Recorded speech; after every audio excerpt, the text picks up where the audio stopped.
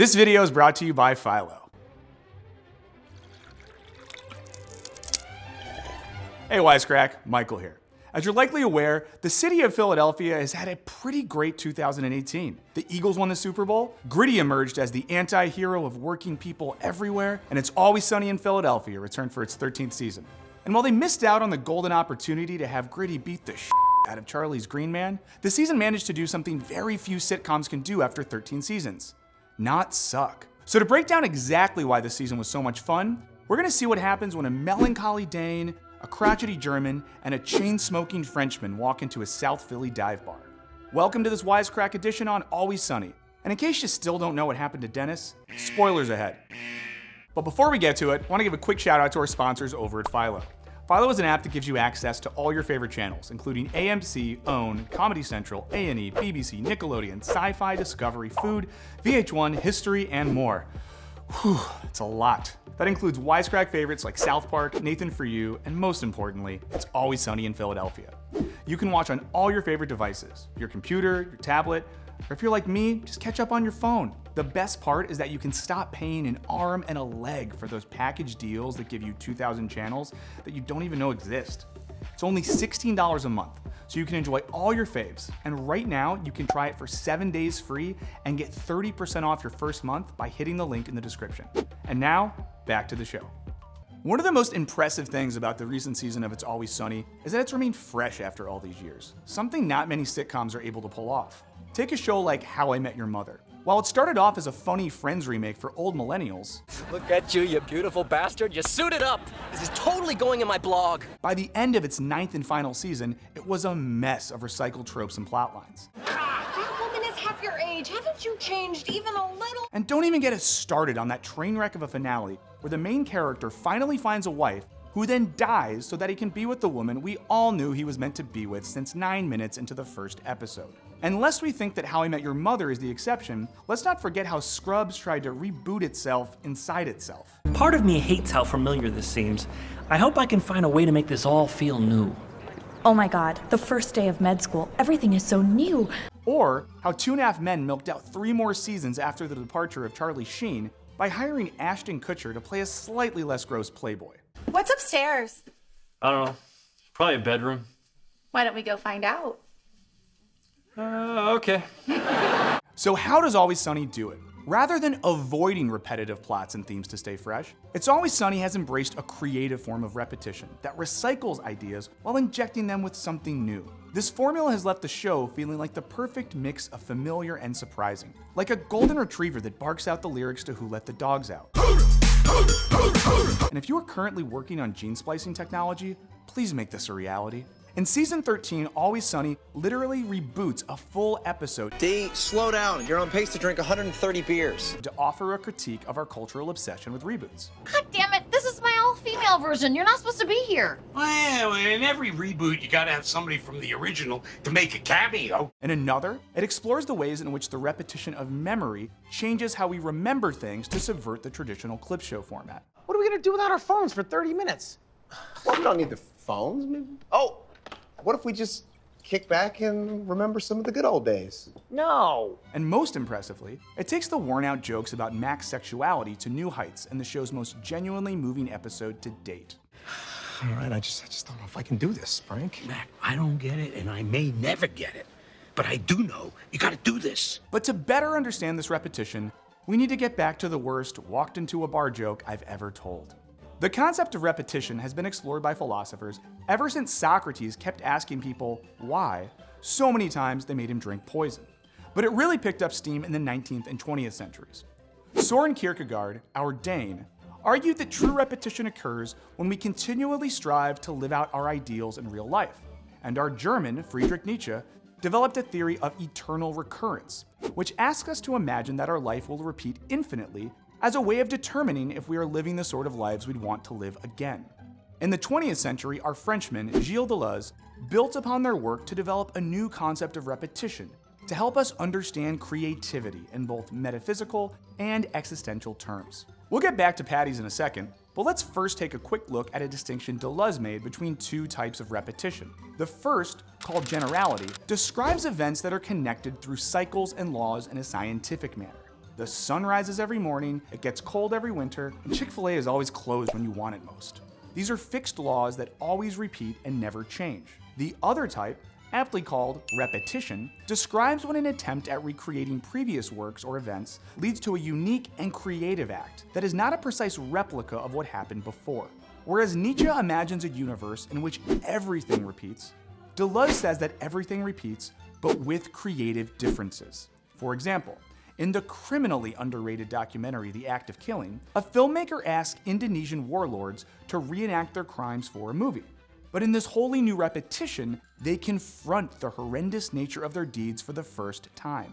Deleuze thought that true humor and irony were created via this second type of repetition, as it creates a critical distance from the laws and norms of the initial thing. I'm talking about the last memory where Mac turned the lights off to the bar. Yeah, what about it? Well, that never happened. I turned the lights off. And as we'll see, it's this type of repetition that can help us understand what makes Always Sunny so special.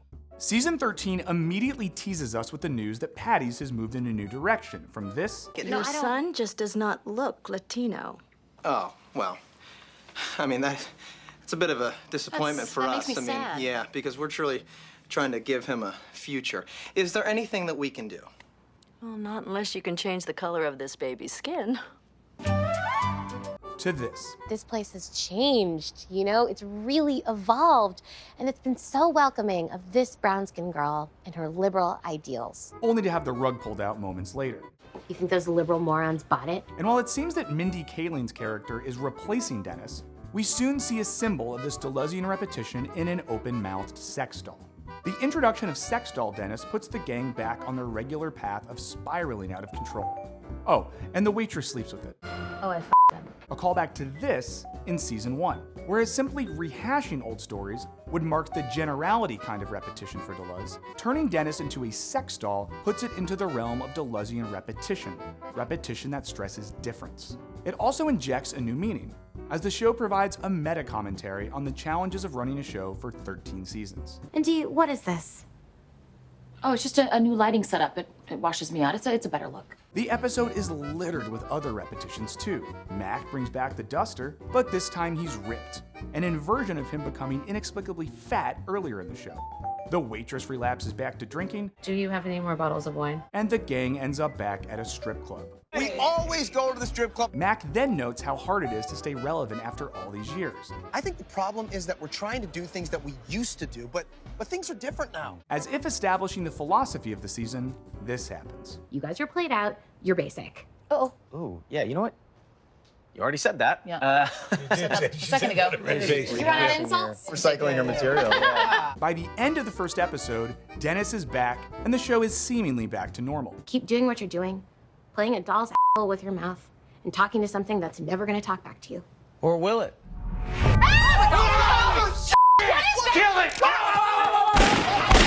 The most blatant use of repetition is the Gang Beats Boggs Ladies reboot, in which an entire episode from season 10 is replicated, except this time, it's all women. Well, almost all women. That this is an all-female flight on the way to the Women's March, but I don't give a shit about that. Dee's description of the stunt is Deleuzean repetition to a T. It's the same exact thing, but it's with women, right? So it's a new idea. Artemis, to put words in her mouth, suggests it falls more into the generality camp. Okay, I just feel that if it's all with women, then it should be better. Why can't we just do the same thing? Because if we do the same thing, then why are we doing it at all? And thus functions as a clever jab at lazy Hollywood reboot culture. They even throw a quick critique at the way in which the media uses diversity as a guise for selling more crap no one needs. I'm gonna make big money in California. With this crap? Yeah. It's a land of sad, lonely, desperate women willing to pay any price for fake spirituality and clean orgasms. And of course, they top it all off with another spin on the original Boggs episode, ayahuasca. I'm pulling the plug on your male hand-me-down plot. As women, we deserve better. We deserve our own story. What is happening? The tea that I served was spiked with ayahuasca. One of the philosophers that inspired Deleuze, Soren Kierkegaard, thought that it was impossible to literally repeat a given experience. In his book on the topic, creatively titled Repetition, Kierkegaard tells a story of a man who enjoyed a trip to Berlin so much, he attempts to see if he can recreate it, with wildly underwhelming effects. Kind of like how the bars we love in our early 20s are sticky floored hellscapes when we go back in our 30s. We see something similar happen in the episode Time's Up for the Gang, where a seemingly coincidental example at a sexual harassment workshop. This waitress is being harassed by one of her customers. He's following her home from work, digging through her trash, and calling her repeatedly until she complains to her boss about it. Cast Charlie's history with the waitress in a horrifying light. Maybe she only thought she wasn't into him, but then 15 years later, when she needed a baby really bad and she'd been in and out of a women's shelter, he banged her. Simply repeating an older plot line in the social context of 2018. We are to ask for your hand, so if you want to marry man, will you marry me? Provides a new perspective and scares the hell out of Charlie. It'd be like if Kierkegaard's guy went back to Berlin 10 years later, only to realize that technically he'd killed a man. Oops. Another layer of understanding repetition is memory, which for Deleuze is a disruptive and non-linear force, unlike habit, which is passive and linear. So while you can carry out habitual tasks like going to the bathroom in the middle of the night without much active engagement, to remember is to connect the present to distant events, breaking with otherwise linear time. Put differently, when we remember something, we stop moving forward and mentally repeat something that's already happened. And we see this idea of memory creating something new in one of the more bizarre episodes of the season, The Gang Does a Clip Show. While at first it seems like Always Sunny is doing one of those crappy clip show episodes used by long-running sitcoms that need to kill time, That's what you do when you start getting old. You start reliving the glory days because you can't think of anything new to do. it soon turns into an exploration of the way in which the very act of remembering is itself a creative act. As each time we access a memory, we imprint it with something new. Hey, every time you misremember something, run the risk of altering reality. Most importantly, this means our memory has the creative power to turn even the most mundane experiences into something new. Or in this case, into our own personal episode of Seinfeld. I'm out! And while we might not be able to use memory to have full heads of hair and cartoonishly long legs, the act of remembering can alter our memories and inject them with our contemporary perspective. The most thrilling use of repetition takes place in the finale, Mac Finds His Pride, in which one of the tropes that has aged the worst, i.e. Mac's sexuality, becomes the vehicle for the most profound moment in the show's run. While the episode begins with a storyline that seems like it's just going to once again use Mac's homosexuality as fuel for crude jokes. I mean, one false move, these fairies could poke me full of holes. Fairies? What year is it in your head? Including some insanely dark gems from Frank. You don't know what's going on inside of me. Well, I'm sure there's 5 or 6 super viruses eating out your insides. No. The episode slowly reveals itself to be a truly creative and contemporary repetition of Mac's sexual journey. What could be a crass generality instead enables the show to highlight the evolution of both its overall tone and of Mac's character in particular. By the end of the episode, we see that what sounded like typical Mac gibberish. There's this storm inside of me, and it's been raging my whole life. And I'm down on my knees, and I'm looking for answers. And then God comes down to me, and it's a very hot chick. Was actually just a failed attempt to verbally express what could only be expressed through dance. Frank trying to stop a nosebleed by cramming trash up his nose. I stuff it up. I plug it. Becomes a compelling metaphor for Mac's inner turmoil. I've been in agony the whole day, but I came to this realization that sometimes you gotta let the blood flow in order to start the healing. Some cuts you just can't plug up. That's the same for you. You got this thing inside you and you're trying to plug it up. But you gotta let that shit out. You gotta let it flow. Otherwise, you're gonna be in agony for the rest of your life. And Frank doesn't walk away without showing a sense of empathy we haven't seen before. Oh my God. I get it.